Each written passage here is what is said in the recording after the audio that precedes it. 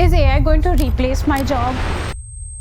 It's 2026 and people still have this. When it comes to AI insecurity, humans have to be the first link to be strengthened so that only from there you have a chain for the data. So as a policy, we do not use customer data for training. You could ask this question, hey, then how are you going to use AI for enterprises? We ensure.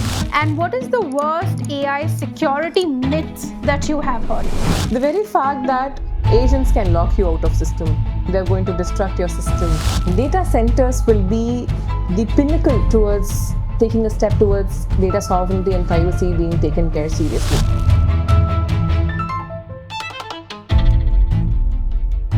Is AI going to replace my job?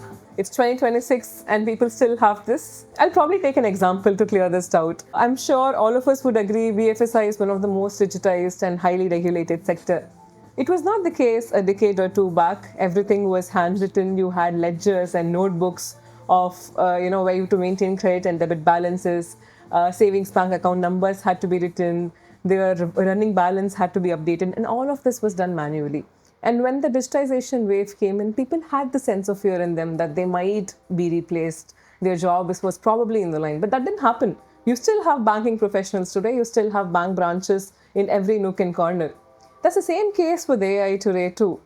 So let's say there's a branch manager and they have to sanction a loan. There's a lot of regulation in place. They have to look up at the applicant's credit history, how well they've been repaying loans, and then get an idea of whether they should be allowed to take this loan or not.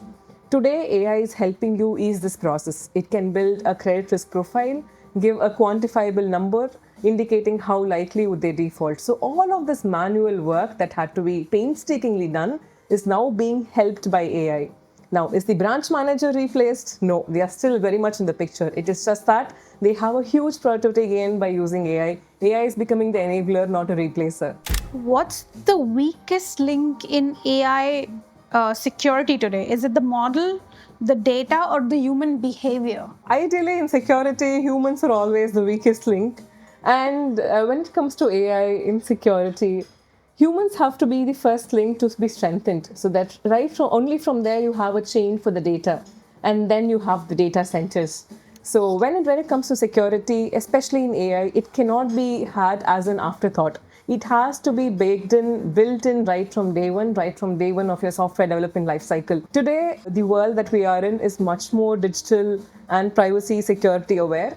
Any lapse in security is not only going to put a huge dent in your organization's reputation, it's also going to incur a lot of fines for violation of security privacy guidelines. So it's important security is incorporated right from day one. Ensure all the employees in an organization are frequently updated with the latest happenings. Ensure your security hygiene and posture is appropriate so that this gets baked in right from day one. So are we saying that at Zoho there are some trade-offs that we make to have between usability of AI and security? Do we do trade-offs? Absolutely not. So when it comes to AI, especially in case of enterprises, the data is going to be scarce. The goal is to ensure you have models that are tailored for enterprises. It's not about using any random open source model and putting it into production. In enterprises, you have a lot of niche use cases. So you need bespoke enterprise native foundational models, which we work on, and ensure these reach to the end users and they see value out of it. Since your title says Head of AI and Security, can you touch upon how these things actually work together? Because a lot of times when we say we are using AI, it's from the data that's already fed into the system versus also being secure with your data. How does that work? So when we talk about AI in security, one thing, let's start from the data aspect. When at Zoho Corporation, we take privacy very seriously. We took it very seriously even before it was a thing. So as a policy, we do not use customer data for training. You could ask this question, hey, then how are you going to use AI for enterprises? We ensure our models are trained on open source, commercially licensed data sets, and we do not use any customer data for training.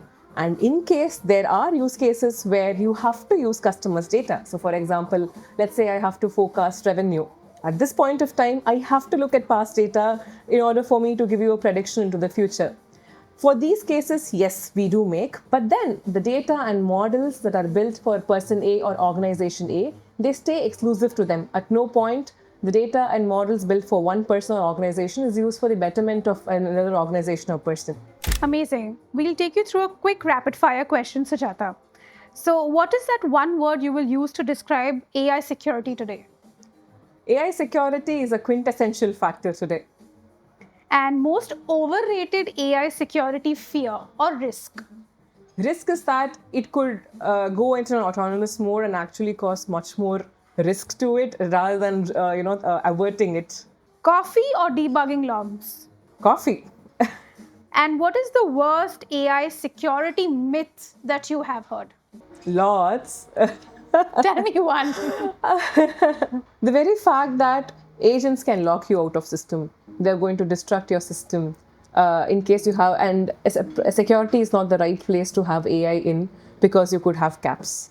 Last word, your thoughts on why do we have and why should we have data centers? Data centers will be the pinnacle towards taking a step towards data sovereignty and privacy being taken care seriously. Today, the world is much more privacy and security aware, and you have government regulations also marching towards it, where they have strict guidelines on what sort of data you can process, in which region should it exist, what is the timeline for you to store data. And considering we're marching towards such an environment, it's important enterprises start taking data sovereignty and privacy seriously. And in this aspect, when you have regional data centers, like how Zoho Corporation has in every region, you can ensure because enterprises are much more ready to adopt it because you have their data doesn't leave their country or the regional data center, and those data centers are going to be compliant to the regional privacy laws. Thank you so much. And we really appreciate all the hard work that has gone into making AI and security work for Zoho. Thank you. Thank you.